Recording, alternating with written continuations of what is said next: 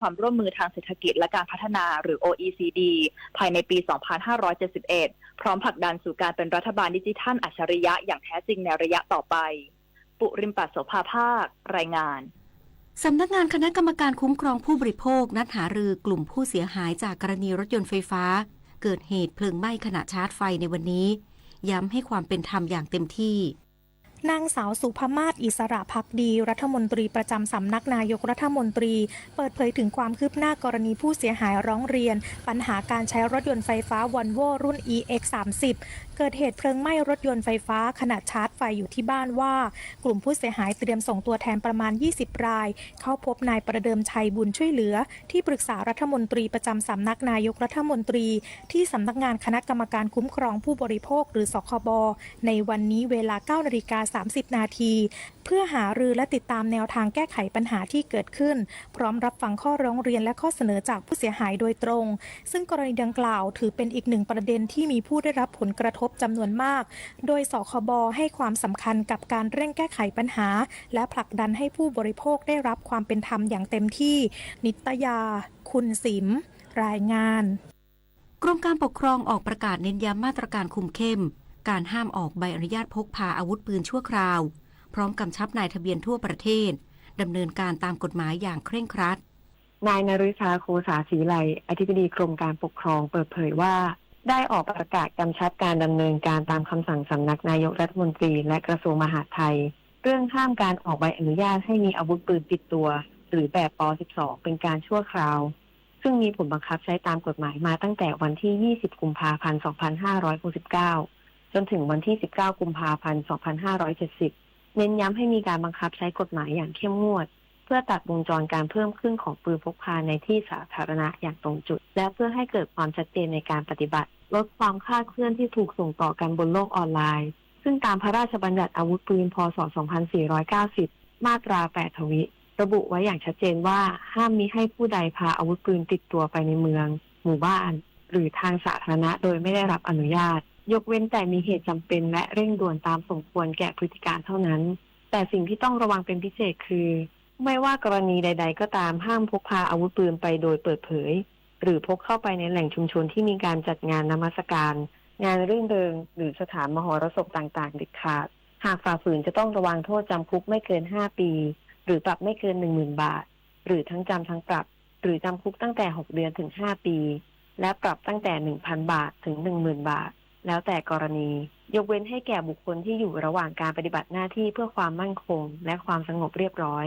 เช่นทหารตำรวจและเจ้าพนักงานผู้มีหน้าที่รักษาความสงบเรียบร้อยของประชาชนชนันชิดาสังทองรายงานรู้ปิดรู้ใช้ร่วมใจประหยัดพลังงานจบข่าวทิติมาอินกลัมอ่านรับฟังข่าวครั้งต่อไปเวลา 7:00 น.ค่ะติดตามข่าวที่นำเสนอไปแล้วได้ที่ www.thainews.prd.go.th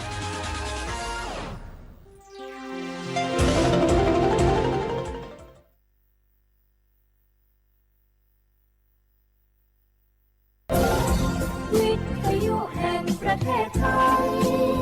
ให้ความรู้คู่ความสุข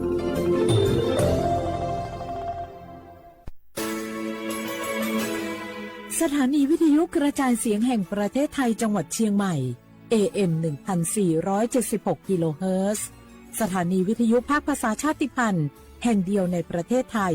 ที่มีความทันสมัยเชื่อถือได้สร้างอัตลักษณ์กลุ่มชาติพันธุ์สู่สากล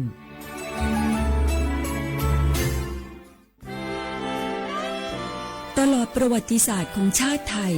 พระมหากษัตริย์ไทยทรงเป็นพลังศรัทธาทรงทำนุบำรุงและอุปถัมภ์ศาสนาให้เป็นหลักยึดเหนี่ยวจิตใจของประชาชนเป็นแนวทางในการดำเนินชีวิตด้วยความดีงามศาสนาสอนให้คนไทยรู้จักคุณธรรมความดีและความสามัคคีช่วยประคองจิตใจในยามทุกข์เสริมพลังใจในยามเผชิญอุปสรรคเป็นรากฐานสำคัญของสังคมด้วยพระบารมีแห่งพระมหากษัตริย์และศาสนาอันเป็นที่พึ่งทางใจคือพลังศรัทธาที่ล้อมรวมคนไทยทั้งชาติสู่ความมั่นคงสงบสุขและยั่งยืนตลอดไปร่วมเสริมสร้างความรักในสถาบันหลักของชาติโดย สำนักงานประชาสัมพันธ์ที่ 3 กรมประชาสัมพันธ์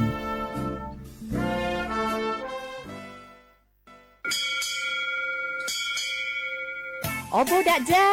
โอมิโชเปอร์เหมอซุงคาปอกว่าย้อจงโอดูธรรมา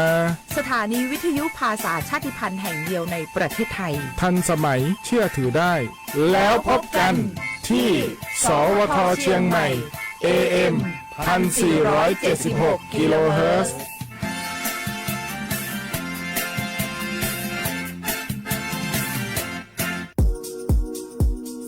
บาทรักษาทุกที่เจ็บป่วยเล็กน้อยอาทิมีไข้ไอเจ็บคอปวดข้อเจ็บกล้ามเนื้อใช้สิทธิ์บัตรทอง30 บาทปรึกษาเภสัชกรและรับยาตามอาการ32รายการไม่เสียค่าใช้จ่ายเพียงยื่นบัตรประจำตัวประชาชนที่ร้านยาที่มีสติกเกอร์30 บาทรักษาทุกที่หรือร้านยาคุณภาพของฉันให้บริการดูแลอาการเจ็บป่วยเล็กน้อยสอบถามเพิ่มเติมโทรสายด่วนสปสช1330 24 ชั่วโมง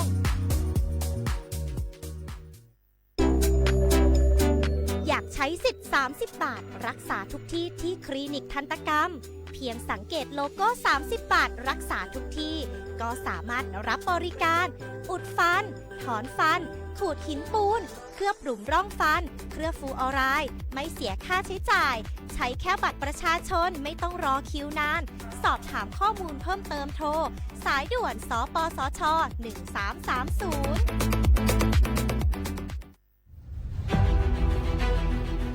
จังหวัดเชียงใหม่ขอความร่วมมือทุกภาคส่วนงดการเผาเพื่อลดปัญหาหมอกควันและมลพิษทางอากาศจากการเผาป่าและการเผาเศษวัสดุทางการเกษตรตามประกาศมาตรการสำคัญเพื่อควบคุมการเผาในพื้นที่ต่างๆโดยไม่อนุญาตให้มีการเผาใดๆทั้งสิ้นเพื่อเป็นการลดมลภาวะจากฝุ่นละอองขนาดเล็กหรือ PM 2.5 ตั้งแต่วันที่ 1 มกราคมถึง 31 พฤษภาคม 2569 หากจำเป็นสามารถลงทะเบียนขออนุมัติผ่านระบบไฟล์ดีและเบิร์นเช็คได้ฝ่าฝืนต้องระวังโทษจำคุกและปรับหรือทั้งจำทั้งปรับจังหวัดเชียงใหม่ส่งเสริมการใช้เทคโนโลยีในการจัดการขยะและเศษวัสดุทางการเกษตรเพื่อลดการเผาในอนาคตและสร้างสภาพแวดล้อมที่ดีขึ้นในระยะยาวหากพบเห็นการเผาในพื้นที่ห้ามเผาหรือพบผู้กระทำความผิดสามารถแจ้งข้อมูลได้ที่053-112-808หรือ191ตลอด24ชั่วโมง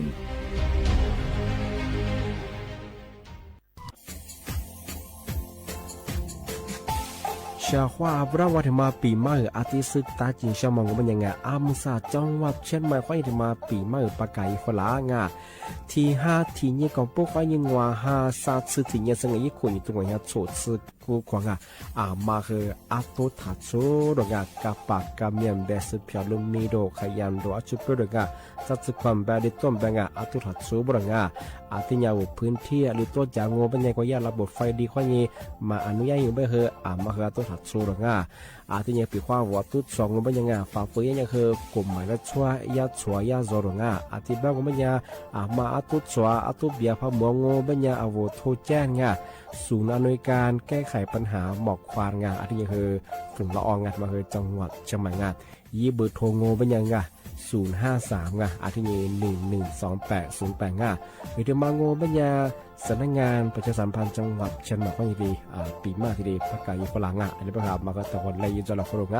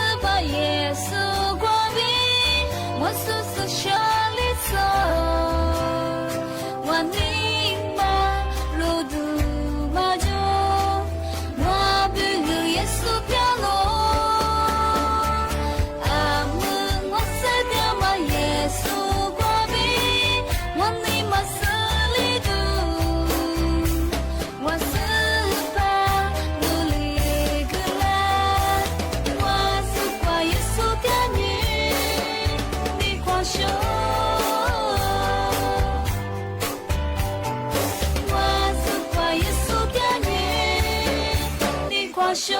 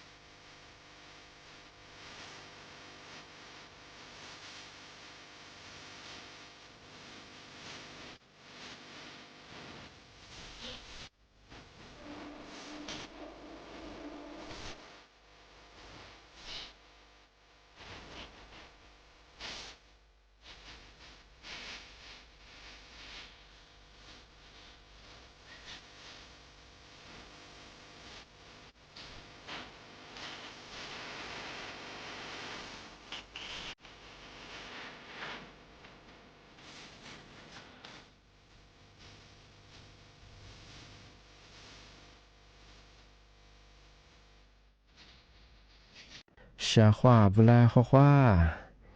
你呢？错么？怀疑真么？历史我都知的话做不了啊！历史我ปากกาโกโดยจำว่าปัญญาทาจิ้มมาดังสถานีวิทยุกระจายเสียงแห่งประเทศไทยจังหวัดเชียงใหม่วะยี่ระบบงอปัญญาวิทยุยังไง AM กว่ายี่ครึ่งความถี่เนี่ยเหอที่ตัวลี่ยาสิสืบโฉวโจญาตัวละอาทิตย์ทาวระบบไลฟ์สดคือจังฟิสบุยิเพลงว่าเหอสวทเชียงใหม่งา AM 1476กิโลเฮิรตซ์เลยไลฟ์สดอย่างนาทีเนี่ยคนยังเหอนายเนี่ยสทีนี้หรือทีเดียวจ้านี่มีถึงยังงอปัญญาลิสูบังปัญญาเหอลีฮาหวานิงนี่มีถึงยังว่าเหอโซนิงโซนี่ยุโกนี่โตนี่จะโชโคไทยบังปัญญาเหอหวาฮานี่จะทีนี้นี่มีถึงยังว่าเหอ ลีน่ะลียิงอ่ะของอ่ะทียิงอ่ะนี่เนี่ยคือน่ารักถึงมาปีมาอาทิปากาอีชะปีว่า我小号ถึงว่าแบบมาไงจังหวัดมาเอาพระจัสมันยังคือมาที่เนี่ยฝาละจำหมกหลังการทำงานอยู่ที่ยากรมทรัพยากรธรณีไงมายาเตือน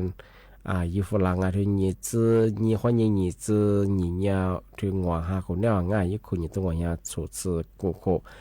มือหาคือเลียที่นี่คือกว่าอาจจะจะมางอดินสลายมาแล้วพอเช็คก็ยังมาที่เล็กเกณฑ์ว่าเรื่องมาคืออะไรเนี่ยหัวโชชิจังหวัดจังหวัดอยู่ที่กังโง่เป็นเนี่ยจังหวัดอุตรดิตถ์ไงที่นี่คือเชียงรายงอเจียงไฮ้ไงที่นี่คือจังหวัดตราดจังหวัดน่านไงที่นี่พิษณุโลกไงที่นี่คือจังหวัดเพชรบูรณ์ไงกาญจนบุรีจันทบุรีไงจังหวัดตราดระนองไงพังงาที่นี่คือจังหวัดกระบี่สุราษฎร์ธานีภูเก็ตไงอาจจะแบบว่าชาวบ้านมาพัดจังว่าไงมาคัติญาฝาละจามโมบุรงาเมืองหาคือพันเลียนอย่างคืออาจจะจะมางอดีสไลด์มาคืออีบิโอกันอย่างคือขึ้นยาสูงยังไม่ถึงไง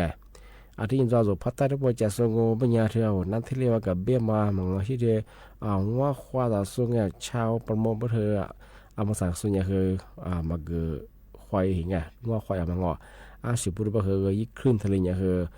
คือโม่หิงที่ยิงก็ยี่มีเสียงยิ่งโม่จังมันยังคือกว่านั้นทะเลยิ่งขึ้นมันคือหนีไม่ค่อยหนีสามเมตรไงที่ก็ต้องคือลิมิตสิบเอ็ดไงมันยังคือสีแจ้งสิฝรั่งที่เราถ้าส่งพันเหนือแล้วพอจะส่งมันยังเอาเรียกว่าจัวบ้าจะส่งอาจจะลึกคุยเคยมีจะสบายมันก็แต่ยาฝรั่งที่มือขึงมันก็จะคือเส้นหนังเขือหลงปีความว่าวัวเคยเมื่อเขาจะเจ้ามาขึ้นเลี้ยงงอนี่สลิงงอจูโฉจุมุสลิบงาแบบนั้นจ้าน้ำถ้วยมาอาจจะจมเทกินงาที่ไปจะชอบมาคือจามโมฝาตาบางอะไรนี่จืนี่คนนี่คือนี่จืนี่ยังปีความว่าน้ำถ้วยบางมาคือลิซ่าก็ตัวคือว่าที่สลับคือขึ้นยังข้างทั้งหมดทั้งมาปีมาที่เลยแจ้งเตือนใช่ไหมที่ยังไงที่มาเตะคือที่ก็ลานี่สัญญาคนเนี่ยว่าจอกรุงเทพมหานครเนี่ยเทรถไฟทำมากว่ารถเมล์อยู่มังอาจจะเป็นอย่างคือหลักโชว์ชื่อขอแล้วมาดูงอาจจะอย่างคือนาสัวขึ้นนาสัวที่จัวอาจจะเป็นงมันยาเอารัฐบาลยาผู้บ่ายีจัวมองงมันอย่างคือขึ้นอย่างคือนี่ล้านสิริเปิดงอาจจะเป็นอย่างคืออะไรยีจัวมองงถึงมาปีมาสุดจริงใช่ไหมอยู่ถึงมางมันยาจะปีว่าหลักโชว์ชื่อขอเลี้ยงมันยังไงที่มาเคยยาผู้บ่ายีจัวมาเคยถือว่ามันคือนี่ล้าง300,000กุมบาทที่ยีจัวตรงนี่มาถึงมางมันยังว่าปีว่าว่าจัดงานสุดยังไงจะดูอยู่ดูเพียกว่าว่ากูถึงยังมังว่าที่ยังไงยังมันยังคือมีสกุลเลยยาที่เบื่อบริงานปีว่าว่าจัดงานสุดพยัญยังว่าสามารถที่มางบัญญาจะปีว่าก็ดูก็มีน่าเลยมังที่มางบัญญาคือผู้บ่าวยิ่งจอมาคือยังคือที่130,000 บาทยิ่งจอหรือที่ถึงมางบัญญาที่ปีว่าไงก็เราเรียกว่าคือสอนอะไรมังคือสนามมันยังคือว่าคือว่าสิ่งผัดไตสิ่งผัดเปรี้ยวมันยังคือย่ายิ่งจอมาคือขึ้นอย่างมันยังคือที่1,000,000 บาทสิริยิ่งจอบริงที่เบื้องไม่เที่ยวเน็ตเพื่อคุยยาเพื่อตรงว่าสามารถงานทำให้บุษงมันยังคือยารับผิดชอบส่วนใหญ่คือกระทรวงคมนาคมไงทำไมยาทีรับผิดชอบยาไม่ถึงที่เบื้องมาเฮยิ่งข้อมูลที่ยาคอรมอสกอจูโดเขาไม่ยังคือกูถึงยาก็ได้ที่รถไฟไงรถไฟทำไมก็รถมีแม่ยูเวลาโชชื่อคนละมาอะไรยังคือเหวสเปย์ไงที่ยังยาบ้าคือนาซุงมันยังคืออะไรยังคือนี่จะสัตว์สวัสดิ์เปย์ของไงทำไมถึงมาปีเมื่อเจนตัวช่างที่เบื้องไม่ใช่ความปีว่าว่ามาโลชิสุอยู่สุบกว่าว่าลูกฟ้าจะกว่าพับปีงมันยังสุนัขจะไม่เคยหนังแต่ก็รู้ว่าสุนัขจะไม่เคยลูกฟ้าเป็นไม่เคยกว่ากูยังไม่เคยมีอะไรไอ้ตัวความยังคืออันตรายยังทำไมถึงมาปีเมื่อเจนตัวช่างที่แบบว่ามาเคยว่าโลชิคือจำมองโลชิมันยังคือ là cái là cái một cái sự cái hiện số của tụi tất cả quan sát mà cái là quan sát nga ở xin mình sẽ làm mấy cái cha ở đây thì giờ một cái sự cái là bao cái với bề chỉ chăm mới bao cái số đó dựa vào nga ở lối sống mấy cái nga lối cái chỗ sinh cái thổ sản như cái nhà như lối sống mà thầy dạy nga mà cái ởสมาธิมันจะอันตรายngaสุดท้ายแบบเรามีความผิดตัวจริงไงผู้สุดท้ายชามองที่กลุ่มมันช่วงไงอาจจะว่าหล่อชื่อสับพวกแบบงานมาคือหล่อใช่ป่ะคือเอายิ่งมาเราก็ตั้งยังไงสู้ที่ดีชื่อของงานที่ยังไงที่ยังจำมองที่ยิ่งที่มาที่ชื่อก็ละหัวคือตัวงานที่ความงานอะไรเนี่ยยิ่งสั่งงอที่เรียปีมาประกาศใจของงานเดี๋ยวมาสายาสำนักงานตำรวจแบบยุ่งงานเอามาสาที่กลุ่มมิชาชีงานเราโชว์มาข้าสรุปว่าคือเอาวันจันทร์เนี่ยโทรสู้ได้งานที่เรียโทรฟลานี่คือผู้บังเกิดยังบัญชีเปิดเจ้ามามังอาชีกว่า20เปิดเจ้ามาคือตัวชิงไงเปิดเจ้ามาก็ไม่ใช่อันนี้เปิดเจ้าไปคือปีขว้างยาวแล้วผู้บังวางเฮียแบบติดตัวแบบสาตัวแบบเกิดเนี่ยเอาไว้มีความกว่าบัญชีธนาคารเปิดเจ้าชิงไงเปิดงอบัญญัติยาละเกิดชิงไงว่าวิลาหาจึงว่าปีขว้างนี่ละหาชาละไปละหาจึงเกิดบัญชีจะเกิดทำมาคือว่าบัญชีเปิดว่าบนโซเชียลยังไงที่ความยิ่งขึ้นมาคือยังกลุ่มมาในช่วงยังมันละมาพายบ้าคือยาชัวร์ช่วงคู่ไปบ้าคือยี่คู่ความยิ่งคือสาวโคสิบเอ็ดผู้บักโคจังว่ามันยังคือยี่ชาที่จังยี่มือความยิ่งคือสาวชาสิบเอ็ดมาคือเรามองผู้บักมีสิ่งคือถ่ายเยอะช่วงที่ยังคือว่าบามาอยู่สูงผู้บักเขาบ้าคือจะนี่จะชื่อที่ปีมากปีความนี่นะผู้บักมาngoài nhà bé thì tôi bé sát tôi bé gửi nhà bác sĩ sao mà bữa cho mà khi nhà ấy thì chỉ phát cho bây giờ thầy dễ thì liền bề mang bữa rồi mà sẽ hẹn như mấy thứ cùng mình sẽ chỉ bây giờ nữa qua hôm bà cứอยู่ต่อสุดที่เลยทุกฝ่ายอย่างบางทีปล่อยใจมาคือโจงที่ยิ่งกว่าแล้ว20ปล่อยใจมาโจชิงไง20ก็มันว่ามาใส่เห็นยังไงส่วน20พอแบบก็เดี๋ยวก็เถียงที่เลยยืนยันยังไงว่าวิบากเขายังไงอะไรแบบ20ทำมาคือเนี่ย20พันเนี่ยคือผู้ชิงไงอะไรแบบยาแต่เนี่ยก็สุดแกงคอเซ็นเตอร์มันก็ใช่คือไม่ใช่แค่ยืมผู้ชิงไงอะไรแบบก็เธอคือสุดทุกเวมาคือวิบุเขาทุกชิงไงกว่าวิมีความยังไงแต่ความยังเกิดจากมีชิงไงอาจจะความยังคือวิซิมเปิดมาคือไงถ่ายเยอะพวกก็ถ่ายเยอะง่ายทำมาคือกลุ่มหมายและส่วนงานสุดท้ายแบบคือพันยามันแบบคือไงมาเจริญงานผู้บ้านโน่ยี่สิบลิงวัตถุว่าคือมาเจริญงานสุภาพสมมุติว่าคือยี่ชาสมมุยี่มือสมมุโคจาคูเบว่าคือยี่โคสมมุเบย์ใช่ไหมที่ความยังคือบัญชีเปิดมา20เปิดมาคือถ่ายเยงานมันยังคือกลุ่มมาแล้วช่วงงานที่ก็ถูกคือมาสุดว่าคือที่ได้ยี่จะสุดว่าคือมีหนังงานประมาณว่าคือพันยังมันยังคือมาเจริญงานเฉพาะงานถึงมาปีมาแจ้งเตือนช่างงานที่ไม่ยังงานมันสัตว์นั่นคือมงกว่าที่ว่าเงินน่าเฉพาะงานทำมงกว่านั่นนะกันยังจะบอกว่าที่ว่าช่วยเหลือของงานวิชาถ้าวิธียุคนั้นจะสู้งานไร้สวัสดิสุดก็คือว่างงานมาเลยตัวจะคือทัศไทยประชางาน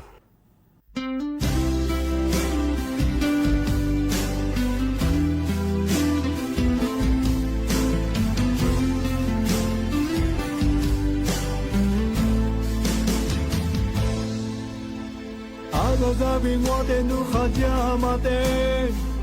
mo lo moani ni ma sia mo mya bya mi nu pe tu azaza chilo nu mu ne kwa mo de ni lo lo bya mi nu ni ma kwa na su de ni no be Nuni mabi nuni ajunye wate mangabe Wanuni te kagile wati o te miliku ha amun kubu wami nu te mami nu Wanuni te kagile wati o te Kubunami, what a million.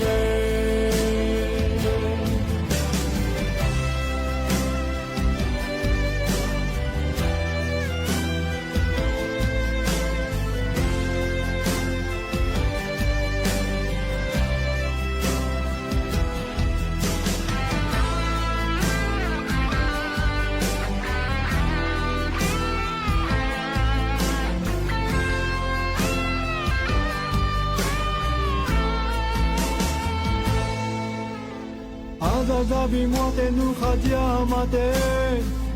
我都莫你马些。我面表明努贝杜阿扎扎西了，努么能光我的你我路表明，努你马关啊，是的你那贝。努你马比努你阿只年，我的忙阿伯，我努你的嘎个嘞，我只有的米里根哈，阿伯古不我命，努的马里努，我努你的嘎个嘞，我只有的米。阿们古不那米，我的米两哎，我努你的大比嘞，我只有的米里更好。阿们古不我米，努的马里努，我努你的大个嘞，我只有的。我的米lang哎，阿们可不糯米，我的米里土。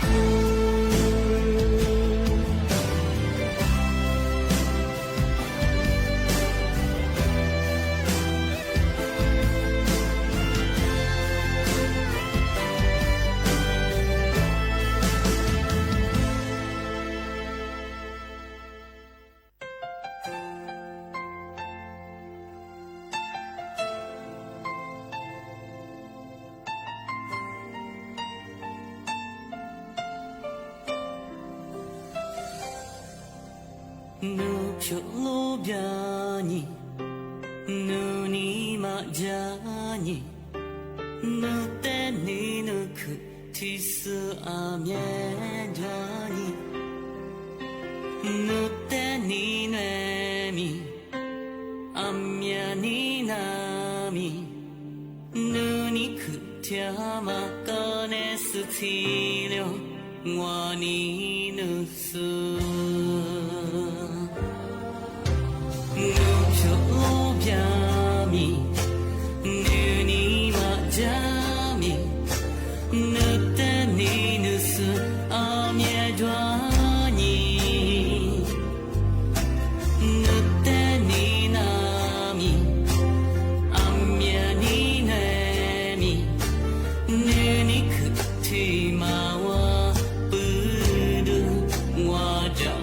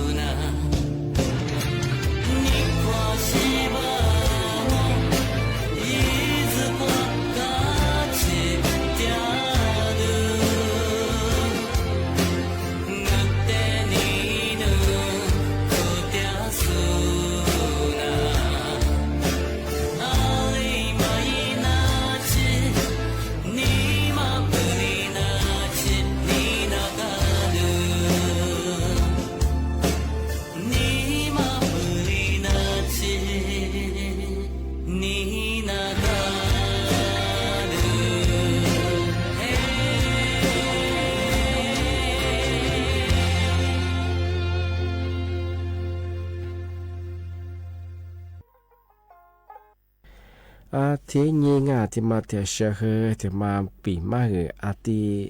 สื่อจินชาเชื่อว่าแต่บางอาเมริกาที่มูลกันเนี่ยแต่ขวานปีมาที่เลยปากกาจังอาทินี้กุหลาบที่เลยปากกาจังเอามาสัญญาสำนักงานตำรวจไงตำรวจถึงมาที่แจ้งเตือนละเอามาสลัดสุดผมไม่เคยกว่าตำรวจบิจุมเซนนะโฮมแบบตำรวจชื่อที่เลยยี่ยิงอาทินี้กว่าย่ายี่ห้อมาเช่าเนี่ยคือสำนักงานตำรวจชื่อฉายเนี่ยคือเอาละโทรฟ้าเนี่ยคือวิดีโอคอลก็พิมพ์เมโมเข้ามาที่เลยเยอะหรอกอาทิตย์ยูงไม่ยานั่นแหละยิ่งคดีแบบเห็นไงนุยายิ่งคดีกุลีลิจวนุกุลีชัวที่ลิชัวเป็นยังไงอาทิตย์แบบยายิ่งจวนหน้าไม่ใช่ไงปีข้อนูนเรามันหน้าเอกสารชามันนั่นแบบคือนั่นแหละยินนั่นแบบคือยิ่งฆ่าดำเนินการงอกว่ายิ่งผิวคือบัวเป็นยังผู้บอกโอ้เจ้ามากุลีเจ้ามาคือตัวใช่ไงเชื่อว่าไงมาคือจำมงานมายาสำนักงานตำรวจแบบมองไม่คือสู้ตันนัวซึดซึมมองไม่คือที่ริมาเย่บุรุษงานกว่านี้นะวิดีโอคอลยังมางอนเนี่ยวิดีโอคอลยิ่งคืองอนยาตันนัวไม่ใช่งานเอาโยบอกข้อช่วยมองที่ริบันทึกตั้งงานไม่ยังก็ตอนที่บอกข้อช่วยก็ยังยากงานอันนี้ก็คือนุยามาสากุลิชัวที่ริชัวเป็นยังไงอันนี้ก็คือผู้บ่าวคือกุลิโคจาคุบิทีเป็นไปแบบที่ไม่ใช่งานเป็นข้อนู้นคุบิเบิ้มช่วยก็คือผู้บ่าวกุลิบุญจ้าที่ริบุญจ้าเป็นไงว่าค่าประกันตัวยังมางออาทิตย์ก็คือพวกอุจจาระจงอาทิตย์บางแม่ชาวของงานมาคือเนี่ยคือมาคือจังมงอาทิตย์ยังเขาบอกสุดแพมแบงมาสุดที่ดีปีมาปีขวาจะเสียพอจิตจงมันยังคืออันนี้ยังคือเนี่ยตันนัวอาทิตย์สื่อมางาบริงานที่มาคือกลุ่มมิชาชิงเอาละที่ดีความคืออะไรนี่ผู้บอกอุจจาระมาคือมีงาอาทิตย์ที่เห็นว่าก็คือโนบันเชื่อมาสักผู้บ่านี่ยังมาคือพิกมาแย่เป็นไงอธิบายย่าละอุฟลาเป็นยังไงย่าตัวสอยแย่เป็นยังไงที่มาคือตัวยังไงกูหลักคือยังคือยอดขวาที่เลยปีมาประกาศจังงานที่มาย่าแม่ที่มาคือสกว่าแจ้งขอยังมาไงเป็นย่าสื่อสารงานตลอดคือทายายี่เพียงคนที่เลยแจ้งเตือนทำไมย่าตั้งยังไงบางวันที่หมอแบงว่าคือที่เลยปีมาแจ้งเตือนจังงานมาคือจะมุ่งของงานเอามาใส่แห่ยิงว่าเป็นยังคือกลุ่มมิชาชีพคือนุตันที่เชื่อที่เลยยิงคือกูหลักมาคือมีเจ้าหน้าที่ก็มาเป็นยิ่งคือก็เรามาคืออย่างมาคือจำโมมาคืออาชีพคือมาซื้อพวกเขาตัดชุดแล้วก็คืองมาคือแต่กับกุยยิงกับใจยิงแต่สงสัยชของบางงานเนี่ยคือเอามาดูจามาสงสัยก็คือส่วนอันที่จะคือเยอะก็คือสุดท้ายไปเลยฟุตบอลคือกูเอาข้อมูลส่วนตัวสุดเต็มมาเข้ามาเยอะมาคืออย่างมาที่เด็กกิจมาช่วยงานทางเราไปช่วยหนังสุดตันโนอาจจะส่งไปคือที่มาเย่บุรุษงายน้อยบริษัทมุจโดงมาไปจุดก็คือตัดเชื่อมีนิสัยงานมายากลุ่มมิใช่ที่เด็กก็หลายงานมาถึงมาแจ้งเตือนงานอาทิตย์แรกก็ไม่ยังงานนะปีมาคืออาทิตย์แรกจอยเขาบอกอาทิตย์แรกคืออาจจะคือที่มุลังนี่โมควายคือ3โมคือแต่ควาดว่าอะไรกันดีสูงอาทิตย์แรกนะปีมาคือที่จอยนี่แหละเอาไว้เฉพาะท่าวิธียุทธนาจารย์ส่วนไล่ส่วนที่สุดก็คือบุโมเฉพาะข้อควาสวัสดีครับ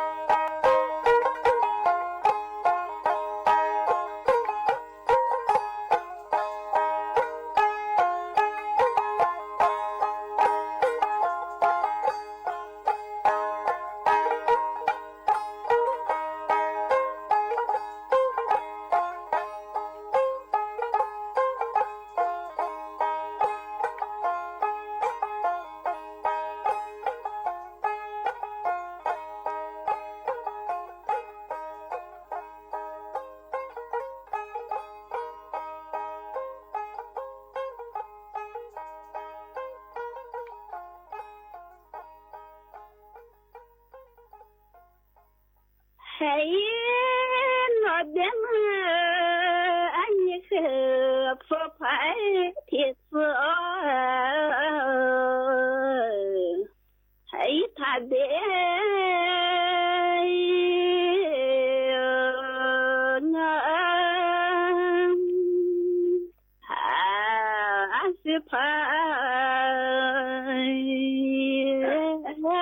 thì lâu thà qua ngà chỉ như sơ đã mà nhà bữa như bố như ta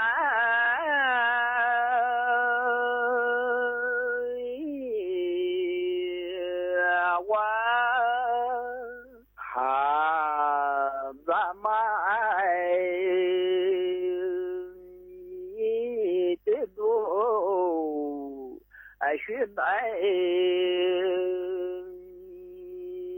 话，嘿，你是我的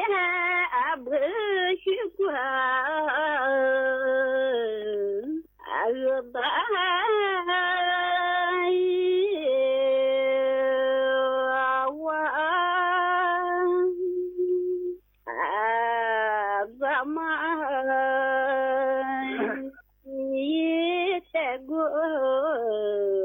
是吧？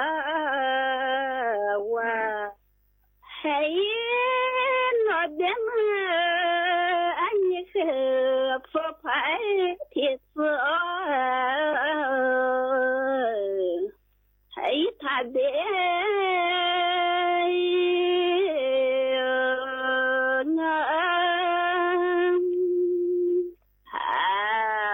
是怕。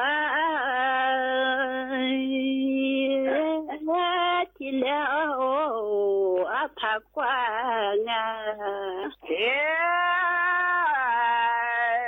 你说你是那么呀？不也许不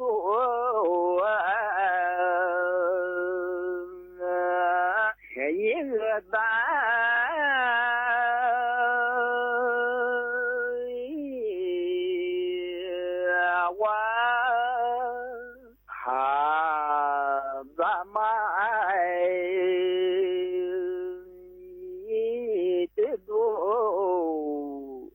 是白话，嘿，你是我的不是过，吧。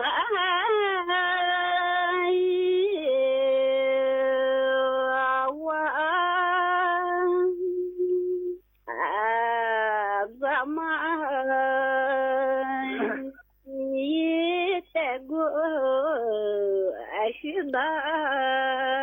我看嘛，我做过嘛，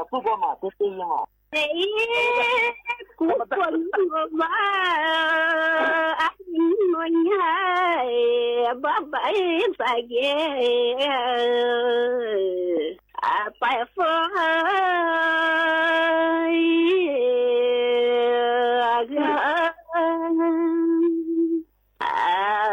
妈妈，多谢衣服啊！我的妈，你我和妈妈一在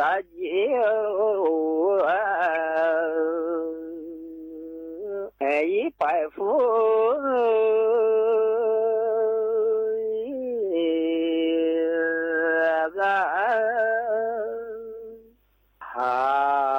妈妈，多谢衣服一个。嘿，你是我你我和咱母娘怕个。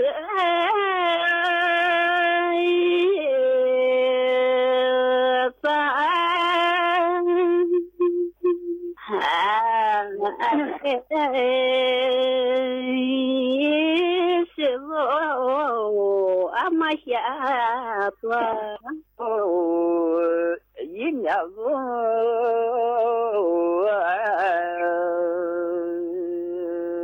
怕怕可。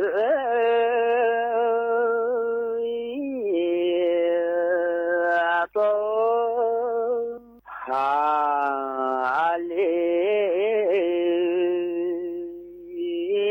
这个阿妈下说，嘿，你是我那你啊，今年一天个。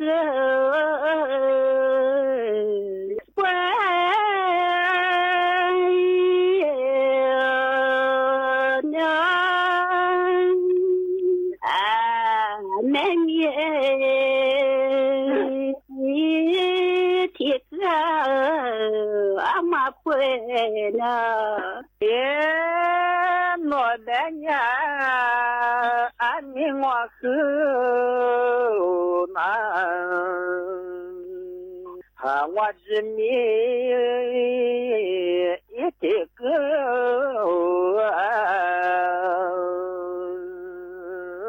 还一怕不。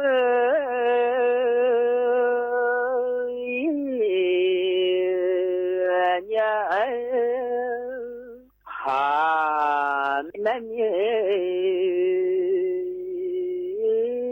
这个阿妈不呀？嘿，你是我俺他个啥地的？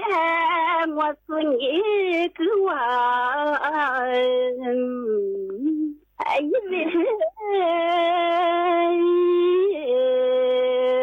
呀。做饭，你陪我拉罗呀，你莫的嘛，俺你把个啥今年做你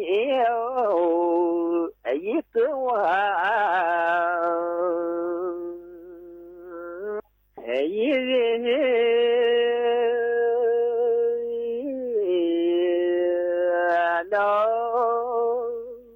哈，做啥？跟我拉路呢？你是我俺你我和我住在这里。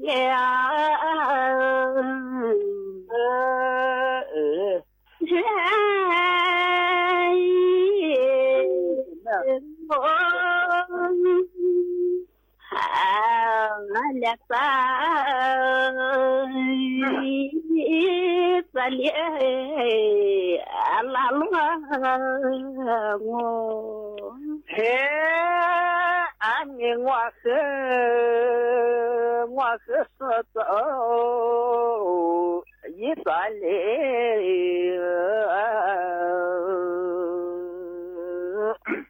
一人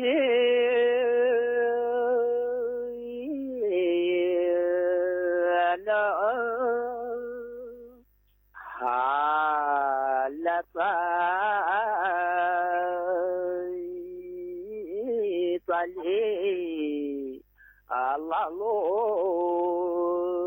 你呢？你是我那你我你是你哎呀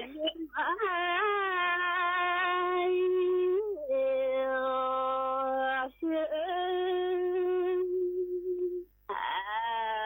做事你怎么阿拉妈我哎我的娘俺们我是我做事